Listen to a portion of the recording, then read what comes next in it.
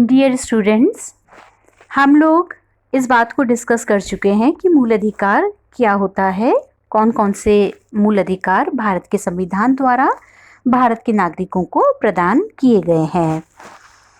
तो बच्चों, मैं एक बार पुनः आपको दोहराना चाहूँगी कि जो मौलिक अधिकार हैं वे मनुष्य के संपूर्ण विकास के लिए बहुत ही आवश्यक है। अधिकारों के अभाव में व्यक्ति अपना सर्वस्व विकास नहीं कर सकता है।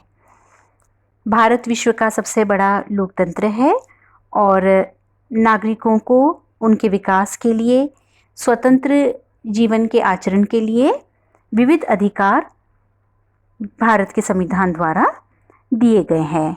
जैसे हमने पढ़ा था बच्चों, समानता का अधिकार, स्वतंत्रता का अधिकार, संस्कृति और शिक्षा का अधिकार, और जो मौलिक अधिकार भारत के संविधान ने दिए हैं उनकी रक्षा के लिए हमने आर्टिकल 32 को पढ़ा था, जो कि राइट टू कॉन्स्टिट्यूशनल रेमेडीज, संवैधानिक उपचारों का अधिकार है। अब हम बच्चों आज बात करेंगे शिक्षा के अधिकार की। तो एक लंबे संघर्ष के बाद 86 जो कॉन्स्टिट्यूशनल अमेंडमेंट था दिसंबर 2002 का, उसके आधार पर प्रारंभिक शिक्षा को अधिकार के रूप में संविधान में शामिल किया गया। अनुच्छेद 21 के बाद एक नया अनुच्छेद 21A के रूप में जोड़ा गया, जिसके अनुसार राज्य 6 से लेकर 14 वर्ष तक के सभी बच्चों को अनिवार्य और निःशुल्क शिक्षा देने को बाध्य होगा। प्रारंभिक शिक्षा के मूल अधिकार की व्यवस्था स्वतंत्रता के अधिकार के अंतर्गत अनुच्छेद 21 के बाद, आप याद रखिएगा बच्चों, एक नया अनुच्छेद 21A के रूप में जोड़कर की गई, क्योंकि जो मनुष्य का विकास है वह शिक्षा के बिना संभव नहीं है।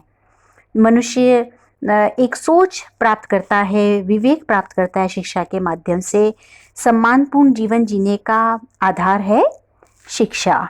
शिक्षा के माध्यम से ही मनुष्य का विकास संभव है, और इसीलिए इसके महत्व को समझते हुए, इसकी जो इम्पोर्टेंस है एजुकेशन की हमारी लाइफ में, उसको अनुभव करते हुए इसको एक अधिकार के रूप में शामिल किया गया। तो 6 से 14 वर्ष की उम्र के जो सभी बच्चे हैं उनको वास्तव में अनिवार्य और निःशुल्क शिक्षा, और साथ साथ जो एम्फेसिस है वो क्वालिटी एजुकेशन पर भी है। ये किसका दायित्व होगा?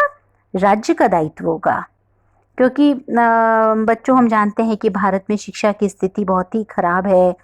बहुत अब हम अगर रिमोट एरियाज़ में जाकर देखें, गाँव में अगर देखें, और कई जगह बिल्कुल अवेयरनेस नहीं है, और बहुत बच्चे ऐसे हैं, करोड़ों की संख्या में बच्चे ऐसे हैं देश में जिन्होंने स्कूल का मुंह नहीं देखा। तो जो ये शिक्षा का अधिकार है, इसको कानूनी रूप प्राप्त कर लेने पे केंद्र और राज्य सरकारों को अनेक दिशाओं में बहुत व्यापक शासकीय और आर्थिक प्रबंध करने होंगे। इसके साथ ही बच्चों के माता पिता सहित अन्य सभी को इस संबंध में स्वयं अपने दायित्व और जन जागरूकता की स्थिति को अपनाना होगा। ये बहुत ही एक सराहनीय कदम है, क्रांतिकारी कदम है, और हर बच्चे के लिए, क्योंकि उसने ह्यूमन बीइंग के रूप में उसने बर्थ लिया है, तो हर इंसान एक अच्छा इंसान बनने के लिए, भविष्य में एक सम्मानपूर्ण जीवन जीने के लिए यह जो कदम है ये बहुत ही ज़रूरी था, और इसका हमारे सामाजिक और राजनीतिक जीवन पर महत्वपूर्ण प्रभाव पड़ा है। आपने बच्चों एक सूचना के अधिकार का भी नाम सुना होगा। सूचना का अधिकार अधिनियम 2005। नागरिक जो है देश के नागरिक, वो मूल अधिकारों का व्यवहार में यथासंभव अधिक से अधिक प्रयोग कर सके, इस दृष्टि से उन्हें शासन से सभी आवश्यक सूचनाएं प्राप्त करने का अधिकार होना चाहिए। अतः सूचना के अधिकार की आवश्यकता अनुभव करते हुए 2002 में सूचना की स्वतंत्रता का विधेयक पारित किया गया। इस विधेयक में कुछ कमियां थी, अतः बाद में सूचना अधिकार अधिनियम 2005 को अपनाया गया। इस अधिनियम के अंतर्गत आम नागरिकों को केंद्र सरकार, राज्य सरकारों, पंचायती संस्थाओं तथा सरकारी अनुदान प्राप्त करने वाली संस्थाओं से भी सूचना प्राप्त करने का अधिकार होगा। सूचना प्राप्त करने की प्रक्रिया अधिनियम में निर्धारित की गई है, जो बहुत ही सरल है, सुगम है और उसका एक निश्चित समय है। निर्धारित समय के अंदर वांछित सूचनाएं उपलब्ध करवाने में विफल रहने वाले अधिकारियों के खिलाफ कड़े दंड का प्रावधान अधिनियम में किया गया है। कुछ विभागों को अधिनियम के प्रावधानों से हालांकि छूट भी दी गई है।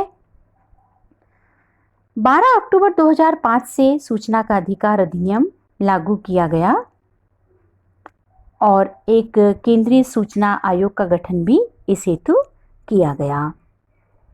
यदि यह अच्छी तरह से काम करता है, आज हम देख रहे हैं बहुत बार चर्चा में भी रहा है, सूचना का अधिकार का कई बार चर्चा हुई है, इस पर तर्क वितर्क हुए हैं, लेकिन कुल मिला के हम ये कह सकते हैं कि इससे जो गवर्नमेंट मशीनरी है उसके काम में ट्रांसपेरेंसी आई है और भ्रष्टाचार पर रोक लगी है।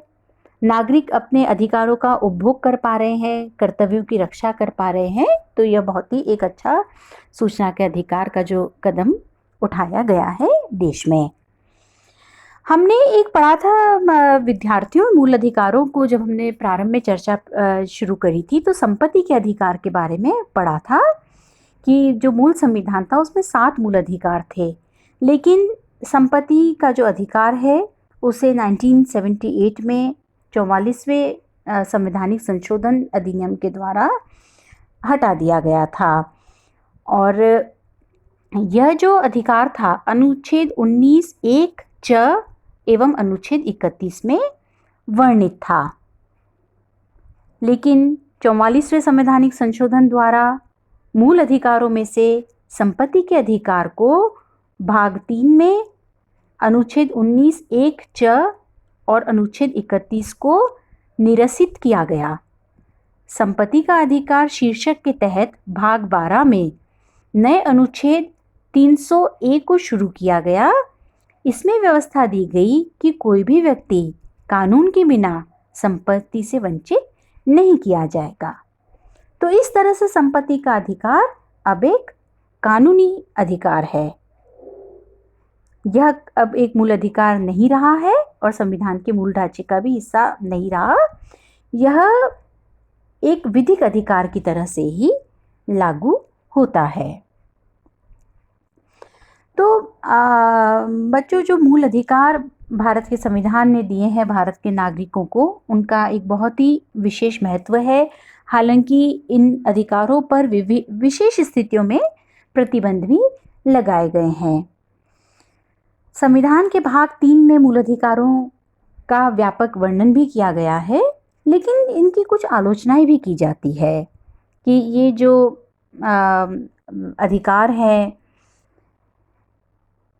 ये असंख्य अपवाद, प्रतिबंध, व्याख्याओं का विषय भी है कि एक तरफ तो जहां संविधान मूल अधिकार प्रदान करता है, वहीं दूसरी तरफ उन्हें छीन लेता है। तो कई बार आलोचना की जाती है कि उन्हें अधिकार दिए तो गए हैं नागरिकों को, लेकिन उन पर बहुत ही कई तरीकों से उन पर प्रतिबंध भी लगाए गए हैं। तो आलोचक कहते हैं कि इनका कोई औचित्य नहीं रह जाता है। और ऐसा भी माना गया है कि ये सूची में कमी है, व्यापक नहीं है, क्योंकि इसमें मुख्यतः राजनीतिक अधिकारों का उल्लेख है और महत्वपूर्ण सामाजिक और आर्थिक अधिकारों की कोई व्यवस्था नहीं है, जैसे सामाजिक सुरक्षा का अधिकार, काम का अधिकार, रोजगार का अधिकार, विश्राम एवं सुविधा का अधिकार आदि। ये अधिकार उच्च लोकतांत्रिक देशों के नागरिकों को प्राप्त हैं। यह भी आलोचना की जाती है कि जो मूल अधिकारों की व्याख्या है वह अस्पष्ट है, अनिश्चित है, कई जगह उनमें क्लैरिटी नहीं है। कई अभिव्यक्तियां एवं शब्द जैसे लोक व्यवस्था, अल्पसंख्यक, उचित प्रतिबंध, सार्वजनिक हित आदि सही रूप से उनकी व्याख्या नहीं की गई है। मतलब एक आम आदमी के लिए समझने के लिए ये बहुत जटिल है और इसलिए ऐसा आरोप भी लगाया जाता है कई बार कि संविधान जो है वह वकीलों के लिए बनाया गया है और वकीलों द्वारा बनाया गया है। सर आइवर जेनिंग्स ने भारत के संविधानों को वकीलों के लिए स्वर्ग की संज्ञा भी दी थी।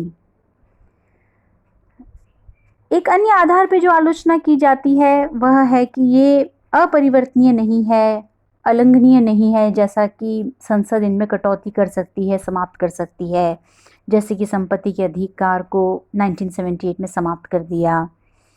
तो ये संसद में बहुमत वाले जो राजनीतिज्ञ हैं उनके लिए एक हथियार हो जाता है। राष्ट्रीय आपातकाल के समय इनके क्रियान्वयन का जो स्थगन होता है, केवल अनुच्छेद 20 और 21 को अगर छोड़ा जाए, इन अधिकारों पर एक और जो प्रतिबंध है, तो यह व्यवस्था लोकतांत्रिक व्यवस्था की जड़ों को कमजोर बनाती है। आलोचक मानते हैं कि मूल अधिकार हमेशा रहने चाहिए, बने रहने चाहिए, चाहे वो आपात स्थिति हो या सामान्य स्थिति। न्यायपालिका को इन अधिकारों की रक्षा एवं विधानमंडल व कार्यपालिका द्वारा इन पर हस्तक्षेप के विरुद्ध जिम्मेदार बनाया गया है। लेकिन न्यायिक प्रक्रिया आम आदमी के लिए काफ़ी खर्चीली है। इसलिए आलोचक कहते हैं कि भारतीय समाज में अधिकतर सुविधा मूलतः धनाढ्य लोगों के लिए ही है। निवारक निरोध का जो उपबंध है अनुच्छेद 22 मूल अधिकारों की मुख्य भावना से इसे दूर करता है। यह राज्य को मनमानी शक्ति देता है, व्यक्तिगत स्वतंत्रता को नकारता है। आलोचकों द्वारा इस आलोचना को न्यायोचित ठहराया गया है कि भारत का संविधान व्यक्तिगत अधिकारों की तुलना में राज्य के अधिकारों की ज़्यादा व्यवस्था करता है। किसी भी लोकतांत्रिक देश में निवारक निरोध को भारत की तरह संविधान का आंतरिक भाग नहीं बनाया गया। तो मूल अधिकारों की कई आधारों पर विद्वानों द्वारा आलोचना भी की गई है, लेकिन फिर भी मूल अधिकारों के स्थगन की जो व्यवस्थाएं हैं, कुछ सीमा तक राष्ट्रीय सुरक्षा के हित में आवश्यक होने पर भी इस बात से इनकार नहीं किया जा सकता कि भारत के संविधान में राष्ट्र की सुरक्षा को ध्यान में रखते हुए बहुत अधिक सावधानी बरती गई है। ऐसी स्थिति में मानवीय स्वतंत्रता और अधिकारों की रक्षा के लिए स्वयं व्यक्तियों और न्यायालयों द्वारा पर्याप्त सजगता का परिचय दिया जाना चाहिए। जो मूल अधिकार है बहुत ही महत्वपूर्ण है, क्योंकि ये देश में लोकतंत्र की व्यवस्था को स्थापित करते हैं। व्यक्ति की भौतिक और नैतिक सुरक्षा के लिए मूल अधिकार महत्वपूर्ण है, व्यक्तिगत स्वतंत्रता के रक्षक हैं। मूल अधिकार देश में विधि के शासन की स्थापना करते हैं। ये अल्पसंख्यकों एवं समाज के कमज़ोर वर्गों के हितों की रक्षा करते हैं। ये जो अधिकार है सामाजिक समानता, सामाजिक न्याय की धारणा पर आधारित हैं, व्यक्तिगत सम्मान को बनाए रखते हैं। ये अधिकार लोगों को राजनीतिक और प्रशासनिक प्रणाली में भाग लेने का अवसर भी प्रदान करते हैं। मूल अधिकार बहुत ही महत्वपूर्ण है और इनकी रक्षा के लिए राज्य हमेशा तत्पर रहता है, राज्य हमेशा प्रयास करता है। संवैधानिक उपचारों का अधिकार जो कि प्रदत्त मूल अधिकार है उनको लागू करने से संबंधित उपचार प्रस्तुत करता है, बहुत ही महत्वपूर्ण मूल अधिकार है। और इसी तरह से अधिकारों की रक्षा के लिए मानवाधिकार आयोग बनाए गए हैं राष्ट्र के स्तर पर, राज्य के स्तर पे। तो अधिकारों की रक्षा के लिए देश में व्यवस्थाएं भी की गई है और जो अधिकार है वो मनुष्य को अपना विकास करने के लिए, एक स्वतंत्र आचरण करने के लिए, स्वतंत्र सोच विकसित करने के पर्याप्त अवसर प्रदान करते हैं।